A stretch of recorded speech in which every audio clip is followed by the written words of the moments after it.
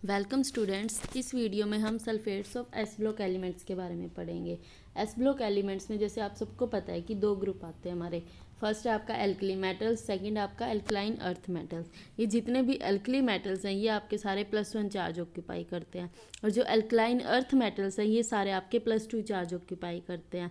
और sulphate molecule generate होता है from sulphuric acid molecule after removal of 2 protonic hydrogen. तो general formula for alkali metal sulphate और alkaline earth metals are M2SO4 and MSO4 respectively.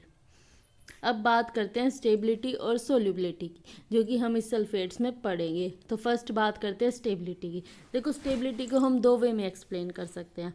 कोई भी compound हमारा कब स्टेबल होगा, जब कैटायन और एनायन दोनों का साइज कंपेरेबल होगा। और सेकंड हम बात करते हैं पोलराइजिंग पावर की। जितनी कम पोलराइजिंग पावर होगी कैटायन की, वो उतना ही स्टेबल मॉलिक्यूल बनाएगा, हम कह सकते हैं उतना ही स्टेबल कंपाउंड बनाएगा विद कोई भी आपका एनायन है। ठीक है। अब आपका जो सल्फेट मॉलिक्यूल है वो बिगर है साइज में, क्योंकि सल्फर का एटॉमिक नंबर आपको पता ही है, और साथ में 4 ऑक्सीजन है, तो ये एक बिगर एनायन मॉलिक्यूल है। और पहले हम एल्कली मेटल्स की बात करते हैं। देखो, डाउन द ग्रुप जा रहे हैं तो size of metal cation increase. तो ये लास्ट में जो सीजियम है, रुबीडियम है, इनके साइज कंपेरेबल हो जाते हैं विद एनायन मॉलिक्यूल। तो अभी मैंने बताया था कि जब साइज कंपेरेबल होगा कैटायन का और एनायन का, तो आपका जो कंपाउंड बनेगा वो स्टेबल कंपाउंड बनेगा। और सेकंड, डाउन द ग्रुप जा रहे हैं according to Fajans rule, metal cation का साइज इंक्रीज कर रहा है, तो जो इसकी पोलराइजिंग पावर है वो कम होगी, और कम पोलराइजिंग पावर वाला जो मेटल कैटायन आपका वो स्ट्रॉन्ग और स्टेबल कंपाउंड बनाएगा।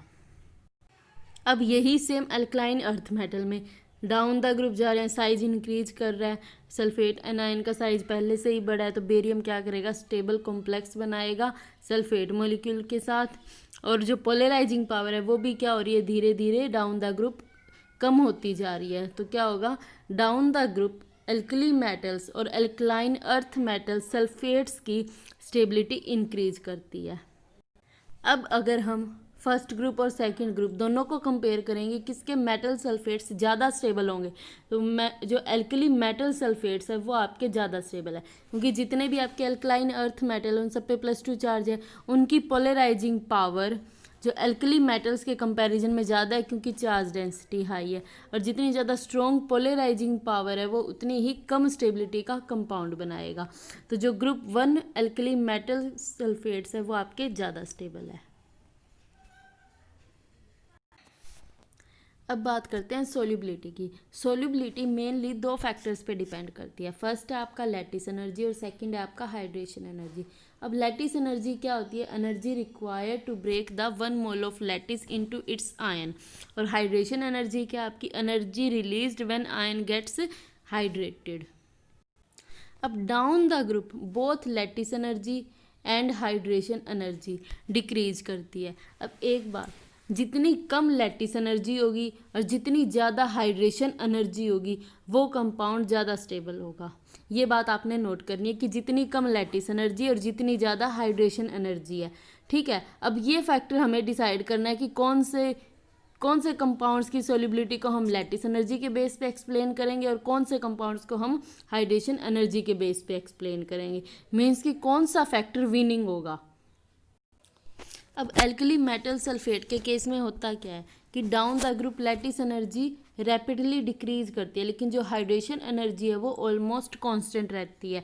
मींस कि जो विनिंग फैक्टर है आपका लैटिस एनर्जी है। और अभी मैंने बताया था लैटिस एनर्जी जितनी कम होगी सोल्यूबिलिटी उसी कंपाउंड की ज़्यादा होगी। अब down the group lattice energy तो डिक्रीज कर रही है, मीन्स कि डाउन द ग्रुप आपके जो भी एल्कली मेटल सल्फेट है इनकी सोल्यूबिलिटी आपकी इंक्रीज करेगी। लेकिन जो एल्कलाइन अर्थ मेटल्स का केस है वहाँ इसका बिल्कुल अपोजिट है। वहाँ आपकी लैटिस एनर्जी कांस्टेंट है और आपकी हाइड्रेशन एनर्जी डिक्रीज कर रही है रैपिडली। ठीक है। और अभी मैंने कहा था कि जो हाइड्रेशन एनर्जी है जितनी ज़्यादा होगी उतना ही आपका कंपाउंड सोल्यूबल होगा। तो हाइड्रेशन एनर्जी तो डाउन द ग्रुप डिक्रीज करी है, तो जो आपके एल्कलाइन मेटल सल्फेट है उनकी सोल्यूबिलिटी भी डाउन द ग्रुप डिक्रीज करेगी। और अगर हम बात करें कंपैरिजन की एल्कली मेटल और अल्कलाइन अर्थ मेटल में, तो जो एल्कली मेटल के सल्फेट है वो सारे के सारे सोल्यूबल है, और आपके अल्कलाइन अर्थ मेटल्स के जो सल्फेट्स है वो स्टार्टिंग के 1 या 2 ही सोल्यूबल है, जिन्हें हम स्पेरिंगली सोल्यूबल कहते हैं, और बाकी के सारे आपके ऑलमोस्ट इनसोल्यूबल है। Thank you.